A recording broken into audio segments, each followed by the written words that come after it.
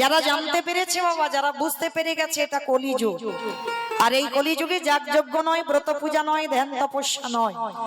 চৈতন্য মহাপ্রভু বললেন, কেউ যদি যজ্ঞ অনুষ্ঠান না করে তাতে অসুবিধা নাই, কেউ যদি ব্রত পূজা না করে তাতে অসুবিধা নাই, কেউ যদি পুজো অর্চন না করে তাতেও অসুবিধা নাই, কিন্তু কলির মানুষকে একটাই পদ অবলম্বন করতে হবে, সেটা কি?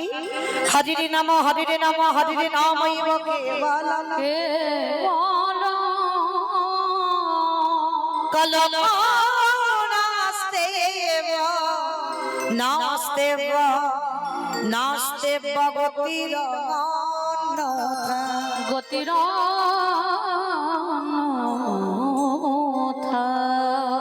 কলির মানুষের হরিনাম ছাড়া কোনো গতি নাই, কোনো গতি নাই, কোনো গতি নাই। আপনারা প্রশ্ন করবেন, মৌমিতা ও সব কীর্তনিয়ারা আসবে আর ওই একটাই কথা বলবে, বলে হরিনাম শোনো, হরিনাম গাও, একাদশী করো, ভগবানের চরণে তুলসী দাও, তুলসী গাছে জল দাও, কৃষ্ণ ছাড়া তোমার গতি নাই। কি মাইরা, যত যত কীর্তনিয়ারা আসবে ওই একটাই কথা বলবে, যত পাঠক ঠাকুর পাঠ করতে বসবে তাদেরও মুখে একটা কথা। কিন্তু ওই যে জায়গাতে বসেছেন মা, ওটা তো সাধারণ জায়গা নয়, পরীক্ষিত মহারাজের জায়গা। নববিধা ভক্তির মধ্যে ওই জায়গাটা প্রথম দিয়েছে, পরে এই জায়গাটাকে দিয়েছে। আগে বলছে শ্রবণম, পরে বলছে কীর্তনম, আগে শোনার জায়গা। আর ওই জায়গাতে বসে মা যদি ঠিক ঠিক কীর্তন শোনার মতো শোনা যায়, ওখানে বসে কৃপা হয়। আর এখানে দাঁড়িয়ে যদি ঠিক ঠিক গাওয়ার মতো গাওয়া যায়, তাহলে এখানেও কৃপা হয়। তাহলে হচ্ছে না কেন? শোনাটাও ঠিক হচ্ছে না আর গাওয়াটা ঠিক হচ্ছে না, মাথায় তো কৃপা হচ্ছে না। কিন্তু একটা কথা হৃদয়ঙ্গ করতে হবে, যে জায়গাটাই বসেছেন শুধু কীর্তনিয়ারা বলবে আর আপনারা কানে শুনে চলে যাবেন, হবে না মা। একটু হৃদয়ঙ্গ করতে হবে, অনুভব করতে হবে। কীর্তনিয়ারা যে কথাগুলো বলে যাচ্ছে সব যে ঠিক না, সেটা বাস্তবে মেলাতে তো হবে। এই যে কীর্তনিয়ারা বলছে হরিনাম ছাড়া মানুষের গতি নাই, বাবা আমি বলবো না, আপনারা বিচার করে বলবেন, সত্যি কি কলির মানুষের হরিনাম ছাড়া গতি আছে? গতি যদি থাকতো বাবা, যে যত ধনী হোক না কেন, যার যত টাকা থাকুক না কেন, যার যত অর্থ থাকুক না কেন, কেউ যদি সোনার পালঙ্কে ঘুমায়, কেউ যদি টাকার বিছানায় ঘুমায়, কেউ যদি সারা জীবন দিল্লি বোম্বে কাটায়, তবু কিন্তু মনে রাখতে হবে মা, শেষের দিনে তোমার এরা কেউ আপন নয়। যে যত তাড়াতাড়ি জানতে পারবে মা, তার তত তাড়াতাড়ি মঙ্গল হবে। যত তুমি গীতা ভাগবত জ্ঞানী হবে, তোমার মঙ্গল হবে। কেন? যা যা কিছু দেখছো জগতে সব অনিত্য বস্তু, আর নিত্য বস্তু যদি থাকতে হয়, সেটা হলো আমার গৌর গোবিন্দ চরণ, এটাই হলো আমাদের একমাত্র নিত্য।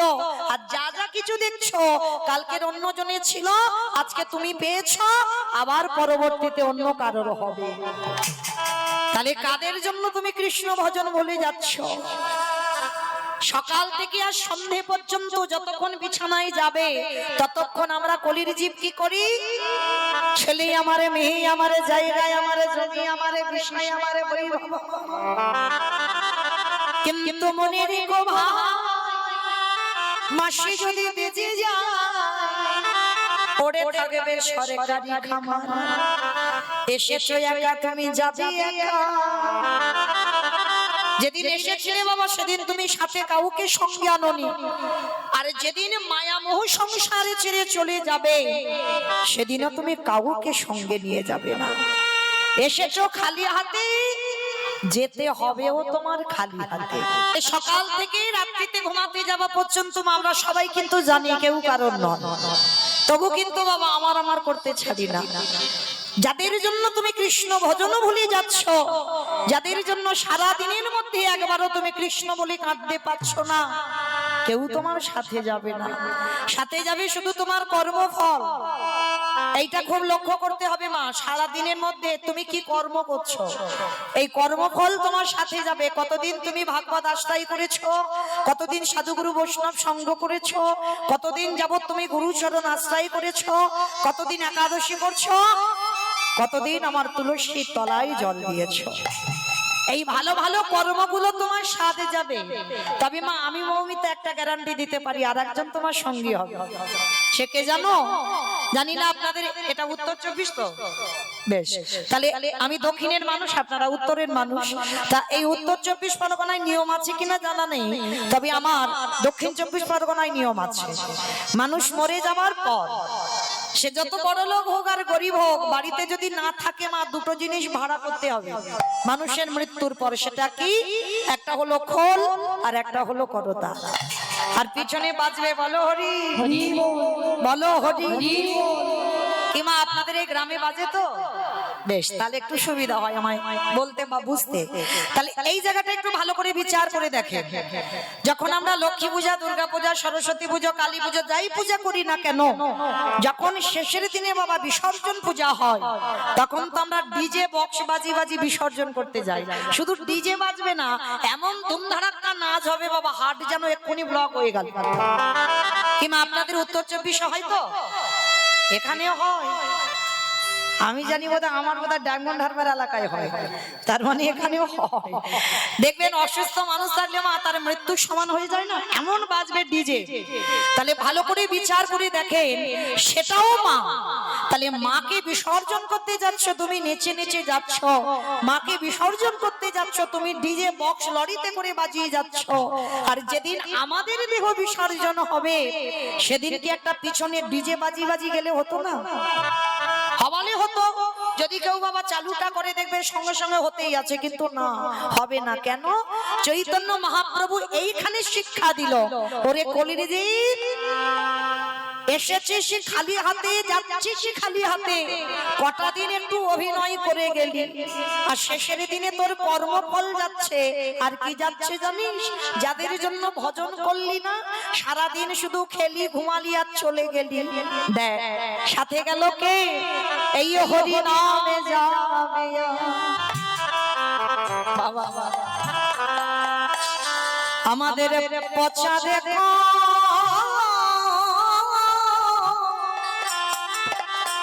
দেখো যা,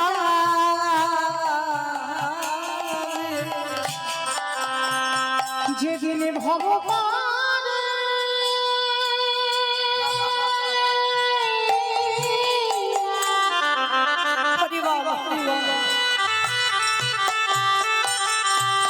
যেদিন ভগবানে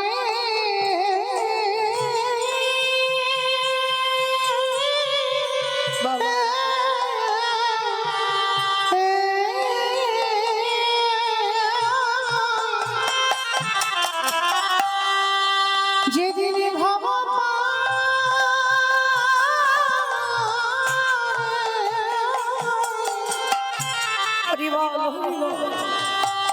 তুমি চলে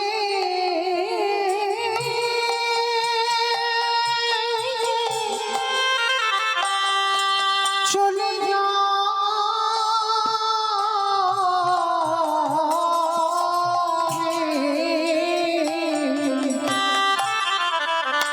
সেই দিন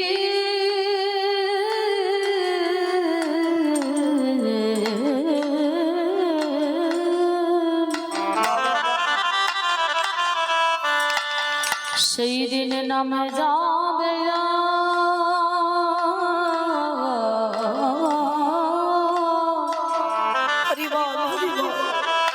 এই পচা দেহ,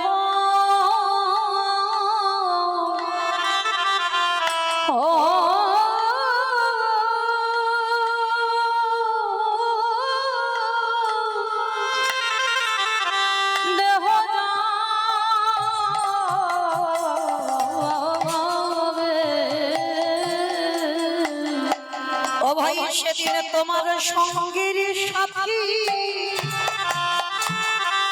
কে থাকবে না, যেদিন খাঁচা ছেড়ে প্রাণে পাখি চলে যাবে। আমাদের কারোর কৃষ্ণ ভজন ভজন হলো না, কৃষ্ণ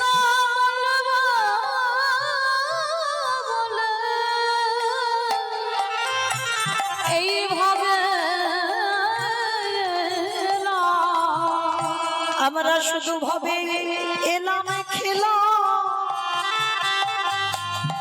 ভব ছেড়ে চলে গেল। শুধু আশা যাওয়া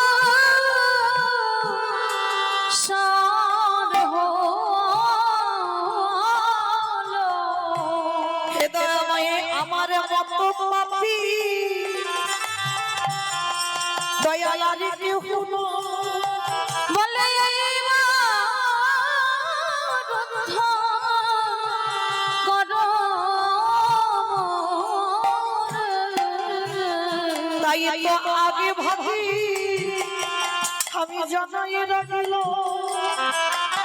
আমার আর বলা হইব না। তুমি আমার কেশে ধরি টেনে নিও।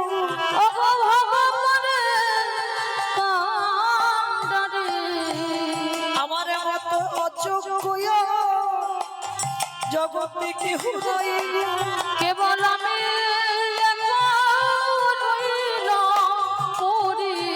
তোমার পারে ঘাটাতে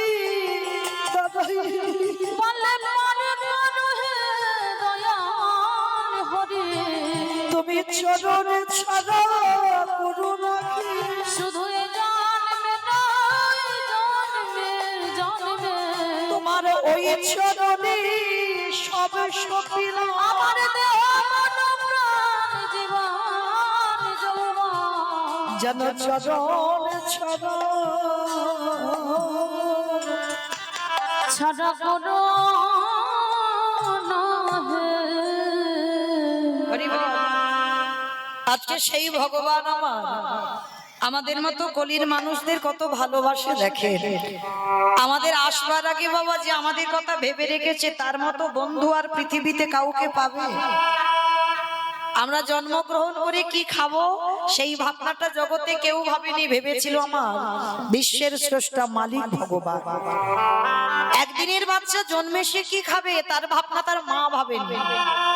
অনেকে বলে মা আমার মা ভেবেছিল, বলে না। এখানে আমরা যারা মা হয়েছি বাবা তারা ভালো করে জানি, আমরা সন্তান মাতৃ জঠরে 5 মাস যখনই বয়স হয় মাতৃস্তনে দুগ্ধ আসে, তাহলে কে দিল স্তন দুগ্ধটা? মা নিজে নিজে তৈরি করলো।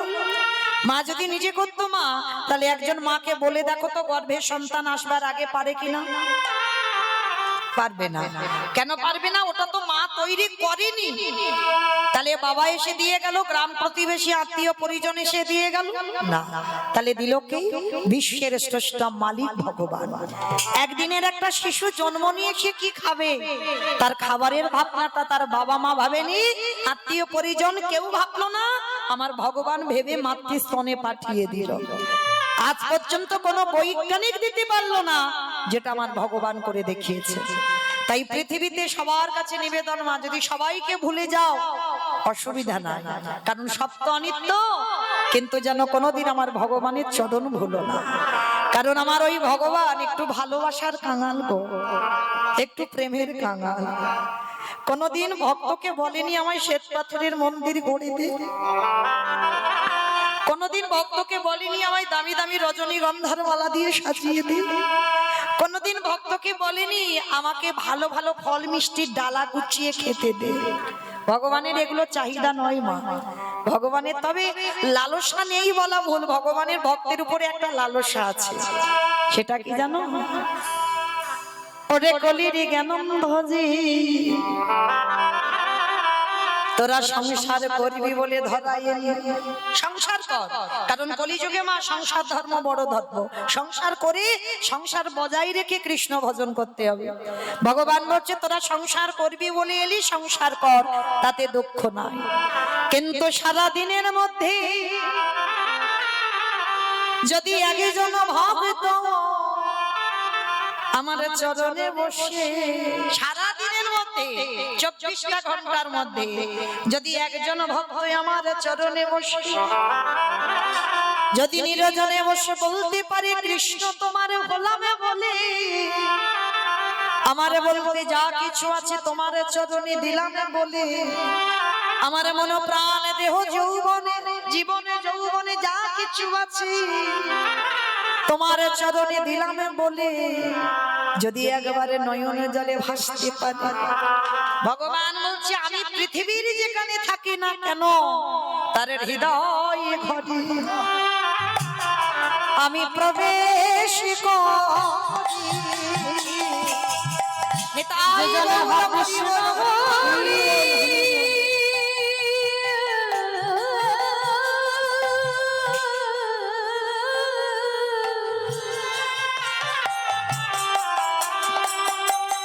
কৃষ্ণ বলে একেবারে কাঁদতে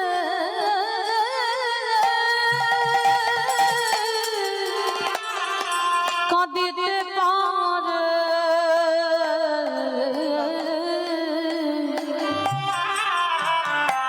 তার হৃদয় ঘরে হরি বল, হরি বল। আমি প্রবেশ করি